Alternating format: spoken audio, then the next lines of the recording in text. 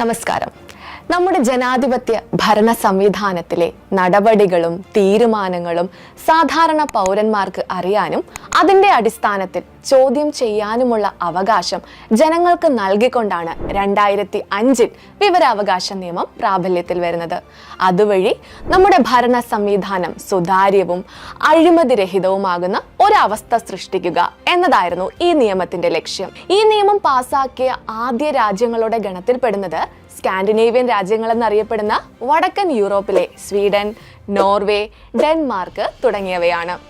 Freedom of the press act എന്ന പേരിൽ 1766 നിയമം നടപ്പിലാക്കിയ സ്വീഡനാണ് ഈ കാര്യത്തിൽ മുൻപേ പറന്ന പക്ഷി എന്ന് അറിയപ്പെടുന്നത്. എന്നാൽ ഇന്ത്യയുടെ കാര്യങ്ങൾ തികച്ചും വ്യത്യസ്തമായിരുന്നു. ബ്രിട്ടീഷ് ഭരണകാലത്ത് ആവിഷ്കരിച്ച ഔദ്യോഗിക രഹസ്യ നിയമം 1923 സർക്കാർ കേന്ദ്രങ്ങളിൽ നിന്ന് സാധാരണക്കാർക്ക് വിവരങ്ങൾ അറിയുന്നതിന് വലിയൊരു വിലങ്ങുതടിയായിരുന്നു. ബ്രിട്ടീഷ് ഭരണാധികാരികളുടെ ദുഷ്പ്രവർത്തികളുടെ യഥാർത്ഥ സ്ഥിതി എന്താണെന്ന് ജനങ്ങൾ അറിയാതിരിക്കുന്നതിനു വേണ്ടി ഈ നിയമം ബ്രിട്ടീഷുകാരെ നല്ല രീതിയിൽ സഹായിച്ചു. എന്നാൽ ജനാധിപത്യ ഭരണ സംവിധാനം വന്നതോടുകൂടി ഇതിൽ മൗലികമായ മാറ്റം വേണമെന്ന അവസ്ഥയുണ്ടായി.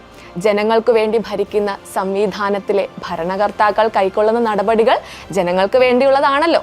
അങ്ങനെയെങ്കിൽ അത്തരം കാര്യങ്ങൾ ജനങ്ങൾ അറിയുന്നതിൽ എന്താണ് കുഴപ്പം എന്നുള്ള ഒരു ചിന്താഗതി ഉയർന്നു. നമ്മുടെ രാജ്യത്ത് വിവരാവകാശ നിയമം നടപ്പാക്കപ്പെട്ടതിന്റെ ചരിത്രം ആരംഭിക്കുന്നത് അരുണ റോയിയുടെയും നിഖിൽ ഡേയുടെയും പോരാട്ടങ്ങളിൽ നിന്നാണ്. തൻ്റെ 7 വർഷം നീണ്ട സിവിൽ സർവീസ് ജീവിതം അവസാനിപ്പിച്ച് കർഷകരുടെയും തൊഴിലാളികളുടെയും അവകാശ പോരാട്ടങ്ങൾക്കായിട്ട് ജീവിതം ഉഴിഞ്ഞുവെച്ച ഒരു വനിതയാണ് അരുണ റോയ്. നിഖിൽ ഡേ ആകട്ടെ അമേരിക്കയിലെ പഠനവും സമ്പന്നമായ ജീവിതവും വേണ്ടെന്ന് വെച്ച് അരുണ റോയിയോടൊപ്പം സാധാരണക്കാരുടെ ജീവിത ചുറ്റുപാടുകളിലേക്ക് സ്വയം കയറി വന്ന ഒരു ചെറുപ്പക്കാരനായിരുന്നു. ശങ്കർ സിംഗ് എന്ന രാജസ്ഥാനിലെ ഒരു സാധാരണ മനുഷ്യനും ഇവർക്കൊപ്പം കൂടി. ദാരിദ്ര്യത്തിലും ചൂഷണത്തിലും അസമത്വത്തിലും ആഴ്ന്നു കിടക്കുന്ന രാജസ്ഥാനിലെ സാധാരണ മനുഷ്യരുടെ അവകാശ സംരക്ഷണത്തിനു വേണ്ടി ഇവർ പോരാടാൻ ഒരുമിച്ചിറങ്ങി. 1990കളുടെ മധ്യത്തിൽ രാജസ്ഥാനിലെ സാധാരണക്കാരും പാവപ്പെട്ടവരുമായ കർഷകരുടെയും തൊഴിലാളികളുടെയും മിനിമം കൂലി സംരക്ഷണം അടക്കമുള്ള മുദ്രാവാക്യങ്ങൾ ഉയർത്തി നടത്തിയ പ്രക്ഷോഭങ്ങളെ തുടർന്നാണ് MKSS അഥവാ മസ്ദൂർ കിസാൻ ശക്തി സംഘാതൻ എന്ന സംഘടന രൂപപ്പെട്ടതും പിൽക്കാലത്ത് ഇത് വിവരാവകാശ നിയമം സാക്ഷാത്കരിക്കുന്നതിനുള്ള ശ്രമങ്ങളിലേക്ക് വളർന്നു വികസിച്ചതും. സമത്വവും നീതിയും കളിയാടുന്ന ഒരു ലോകം ഞങ്ങൾ സൃഷ്ടിക്കും എന്നതായിരുന്നു MKSSന്റെ മുദ്രാവാക്യം. അങ്ങനെ 1997 ഫ്രീഡം ഓഫ് ഇൻഫർമേഷൻ ബിൽ അഥവാ വിവര സ്വാതന്ത്ര്യ ബില്ല് രൂപം നൽകിയതും ആ വർഷം തന്നെ നിയമത്തിന്റെ കരട് നിർമ്മാണത്തിന് വേണ്ടി ഒരു വർക്കിംഗ് ഗ്രൂപ്പിന് രൂപം നൽകുകയും ചെയ്തു.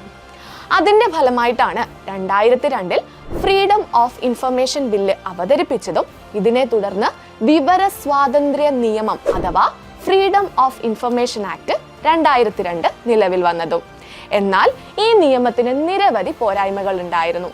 യഥാർത്ഥ വിവരാവകാശം ഈ നിയമം ഉറപ്പു നൽകുന്നില്ലായിരുന്നു.